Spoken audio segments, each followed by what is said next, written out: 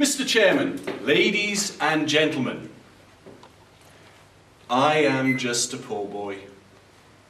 Though my story's seldom told, I have squandered my resistance for a pocket full of mumbles such as promises. Now, many of you will recognise those words as being from the 1968 Simon and Garfunkel pugilistic hit, The Boxer. Written by Paul Simon, one of many prolific songwriters whose works are ingrained within our collective consciousness.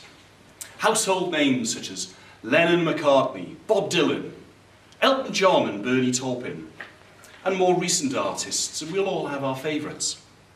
Between us, in this room, I suggest we would be able to come up with most of the lyrics to several dozen, if not hundreds, between us, hundreds of songs. And we would know the lyrics and we would recognise them straight away if one of us said them to the other. But how many of us would recall verbatim the words of famous speeches? Now, you may well be able to come up with some of the parts from Martin Luther King, I Have a Dream. Barack Obama, Yes We Can, borrowed from Bob the Builder. Some of Winston Churchill's famous speeches, but I suggest, for the most part, it would be no more than a few sound bites. Maybe a bit more in some occasions, but we might recognise the person who delivered that speech, but would we be able to recount the speech? Perhaps not. Now, for centuries, speechmakers have been stealing the techniques of songwriters. Far back as Shakespeare, Charles Dickens did the same. They used them to make their words more convincing, more memorable, more acceptable.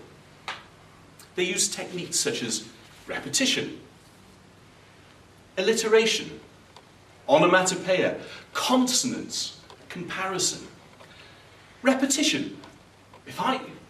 If I said to you, let it be, let it be, let it be, let it be, there will be an answer, let it be. That collective consciousness. Of course you know the song. If it was the Queen song, another one bites the dust, and another one, and another one, and another. 1970s hit by Argent, Hold Your Head Up, repeated the phrase, hold your head up, 34 times. Now, if you're getting paid by the song, that's not a bad way of stretching out the income. Alliteration. Joni Mitchell's, they paved paradise and put up a parking lot. Onomatopoeia, making our words sound like the word we mean. Zing go the strings of my heart. Or clang, clang, clang went the trolley. Said Julie Garland, ding, ding, ding went the bell. What about comparison? Well, using the yin and the yang, one or the other. You are the sun, I am the moon. You are the song, I am the tune.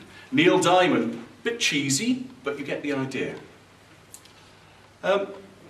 We can use all sorts of techniques from the songwriter to make our language more vibrant, more convincing. Consonants, where word sounds reflect each other, not necessarily rhyming in the traditional sense. I opened with the words from The Boxer. They don't rhyme. It continues. All lies and jest. Still a man hears what he wants to hear but disregards the rest. 2 words of consonants, but not rhyming. There's the tune. We learn in Speakers Club about pitch, pause and pace. The pitch. We can take our voices to the very heights of pitch to make a point. Or we can plumb the depths and make the room resonate. Or we could. The beat, the rhythm of the speech, has an opening, it has a continuation. It repeats, it bounces, it engages the audience. We can use story as they do, as the songwriters do, within their song, to take us where we want to be as a shorthand. Now, most of the people here, I believe, probably live in a house, and some of those houses will have numbers. I think I'm right. But some will have names. And I'm going to tell you about a house with a name. And you'll say, of course I know that name. As soon as I tell you where it is, because there is a house in New Orleans, and they call the Rising Sun. Of course you know it straight away. Gandhi said, a bird does not sing because it has an answer. It sings because it has a song. We can use the techniques. It's not theft. There are only 8 white notes on a keyboard and 5 black notes. That's the whole of the octave. Every combination of those 13 notes must have been used. Mozart, when being complimented with his piano playing, "Oh, but I love the way you play the piano," he said, "Ah, but it's not the way I play the notes. It's the spaces in between."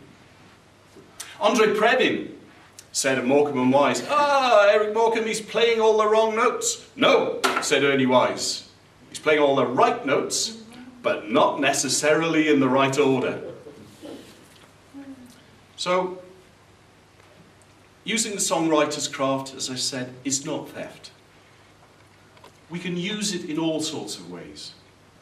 Go back to Simon and Garfunkel, and the way he drafted pictures and told us a story and convinced us to the extent where, as young people, those songs that we heard, and I know most of you here are far too young, but my generation, we bought records in sleeves, and we sat and we looked at them and read all the notes while we listened to them. And I picture myself as a young boy looking at those pictures. So, Mr. Chairman, ladies and gentlemen, as Ronald Reagan said, life is one sweet song, so start the music. As the Monty Python boys might have added, always look on the bright side of life.